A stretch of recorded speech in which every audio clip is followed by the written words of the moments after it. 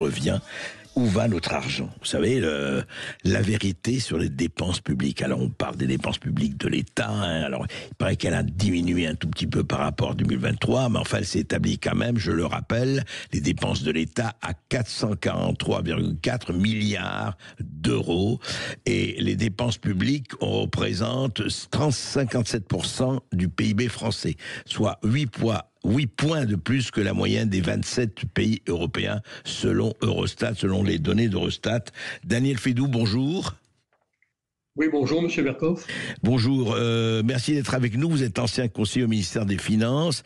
Et justement, je voudrais parler, j'avais lu quelques mots de vous que j'avais reçus et je reçois avec plaisir.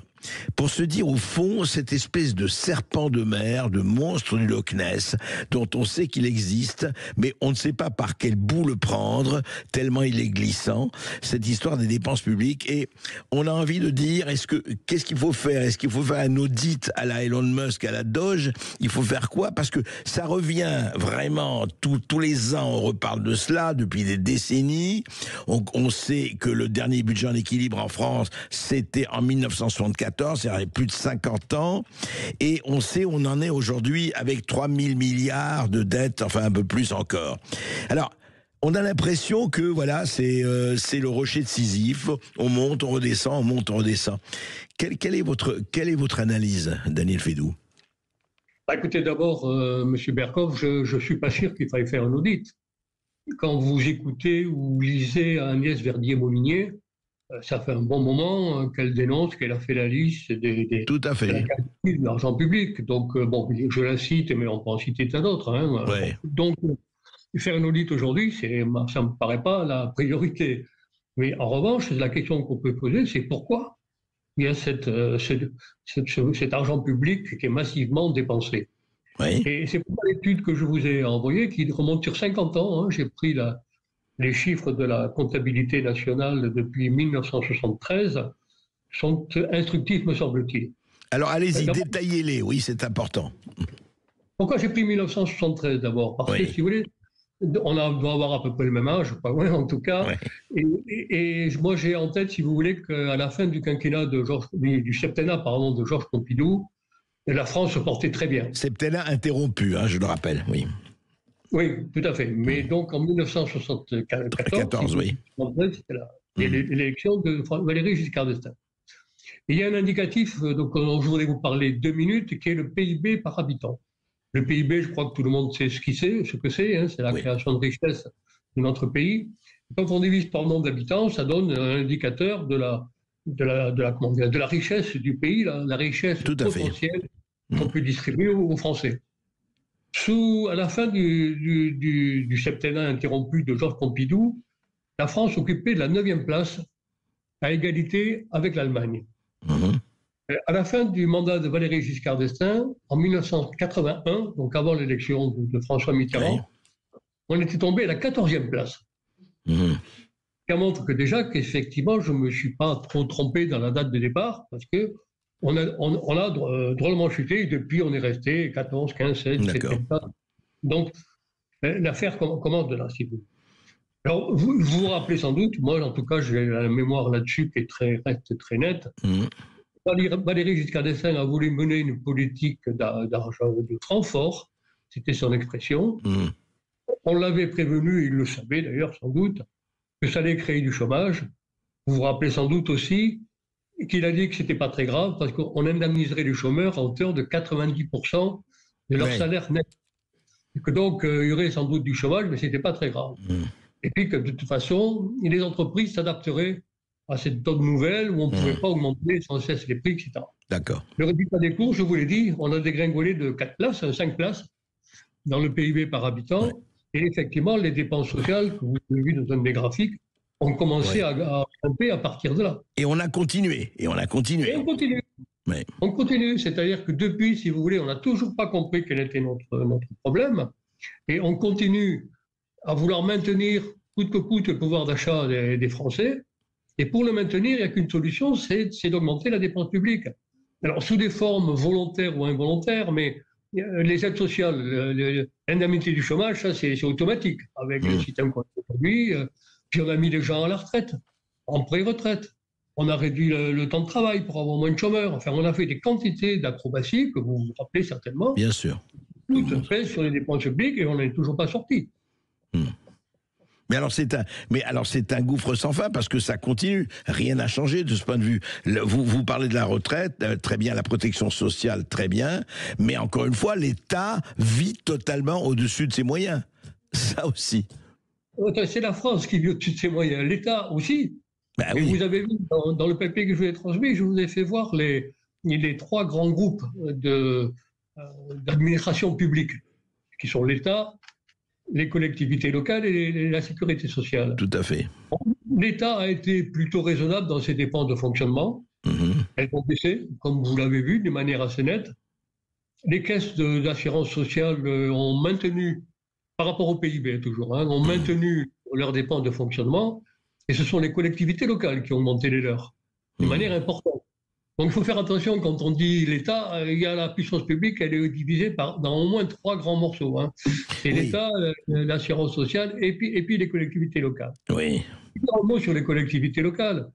Moi je comprends très bien ce qui s'est passé. Vous savez, les élus locaux qui sont depuis ces années 70 soumis à la pression de leurs électeurs pour embaucher le fils ou le neveu, ils se disent après tout, je peux bien le faire, donc ils l'ont fait.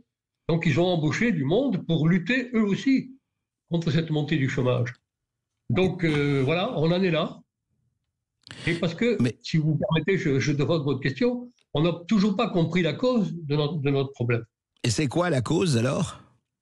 La cause, c'est que, selon moi, bien entendu, c'est qu'au lieu d'avoir cherché à développer notre activité économique et notamment nos exportations. C'était l'objet de mon premier livre, Exclusion Zéro, que Philippe Séguin m'a préfacé, qui date de 95, c'est pas aujourd'hui. Oui. Non mais oui, allez-y. Et dans lequel, si vous voulez, au lieu de chercher à être plus compétitif, à exporter plus, on a dit il y a des chômeurs, c'est pas grave, on les indemnise.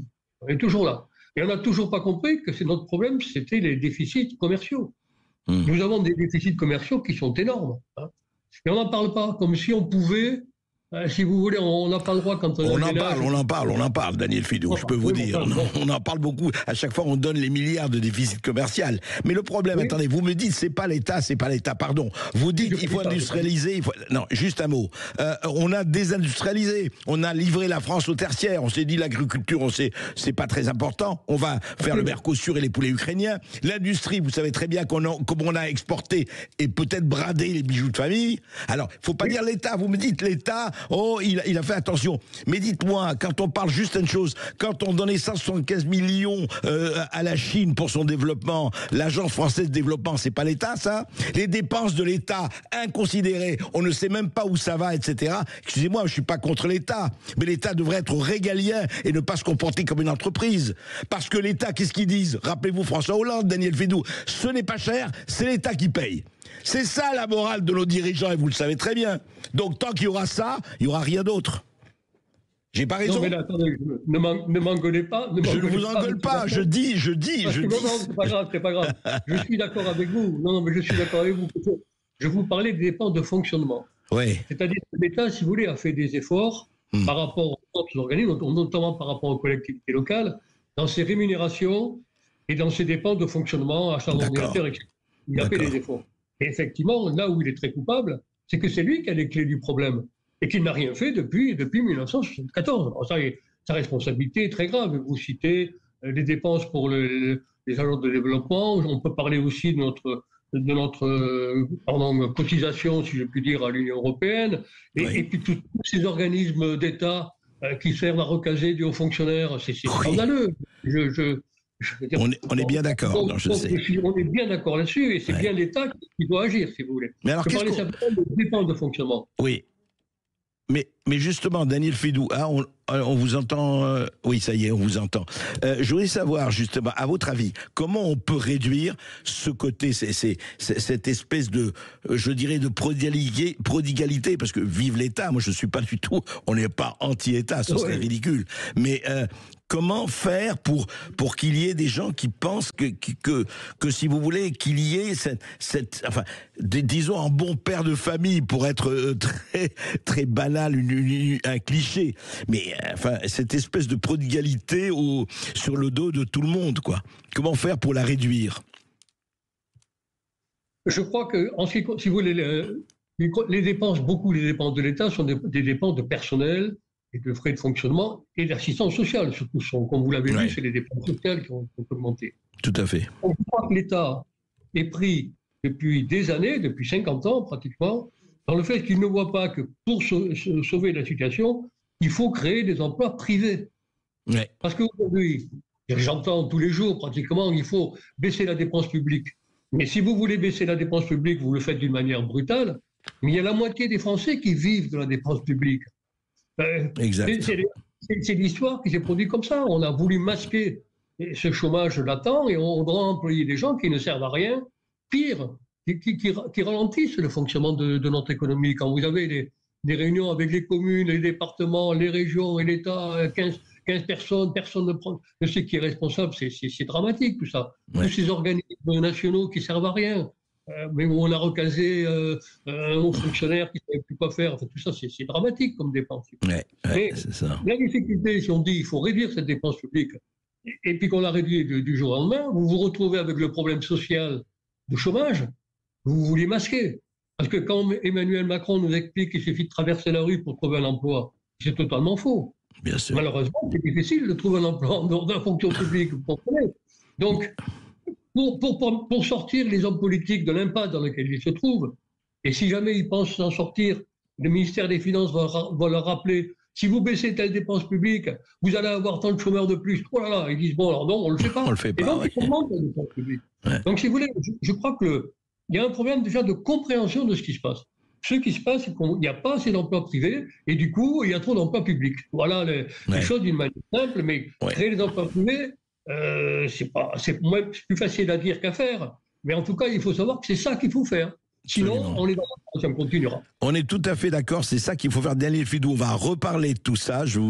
On va en reparler ensemble d'ici 2 ou 3 semaines, parce que c'est très important. On va essayer de creuser ça. En tout cas, merci de vos éclaircissements. C'est vrai ce que vous dites. Créer des emplois privés, si vous voulez réduire la dépense publique. C'est ce que vous dites et ça me paraît frapper au coin du bon sens. Il est temps de le rappeler à nos responsables politiques. À tout de suite.